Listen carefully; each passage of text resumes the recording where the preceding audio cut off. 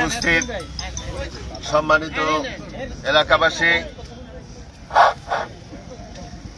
আজকে আমরা ভারাক্রান্ত হৃদয় নিয়ে পটুয়াখালী পৌরসভার 9 নম্বর ওয়ার্ড এবং 8 নম্বর ওয়ার্ডের শুভাকাঙ্ক্ষী বৃন্দ এবং এলাকার জনগণ, আমরা আজকে এই মানববন্ধনে উপস্থিত হয়েছে। গত 31শে ডিসেম্বর আমাদের কালিকাপুরের কৃতি সন্তান ছাত্রদল নেতা নাহিদ খন্দকারকে কতিপয় সন্ত্রাসী কিশোর গ্যাংয়ের লোকজন পূর্ব পরিকল্পিতভাবে তাকে হত্যা করা হয়েছে।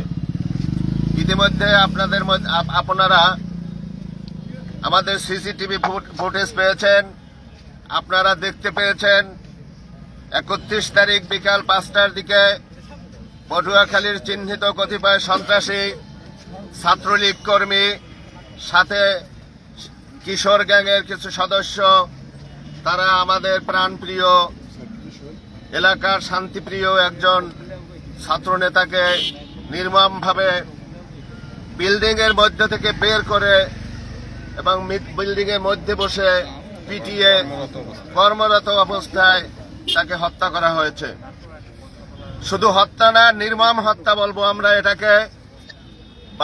বিল্ডিং থেকে তার কর্মরত জায়গা থেকে ধরে নিয়ে এসে রিকশায় উঠিয়ে এরপর অজ্ঞাতনামা স্থানে তাকে মেরে ফেলে দিয়েছে।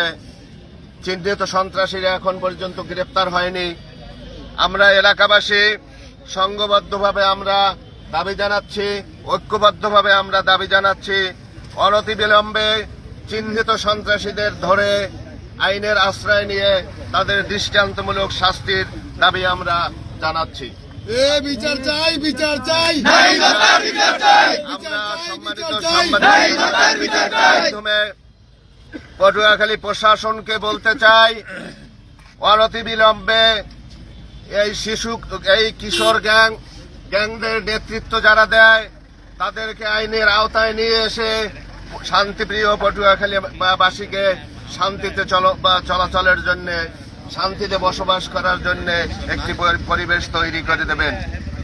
এই নাহিদ হত্যার বিচার এবং অনতিবিলম্বে এদের গ্রেফতার করে দৃষ্টান্তমূলক শাস্তি দাবি করছি আমরা।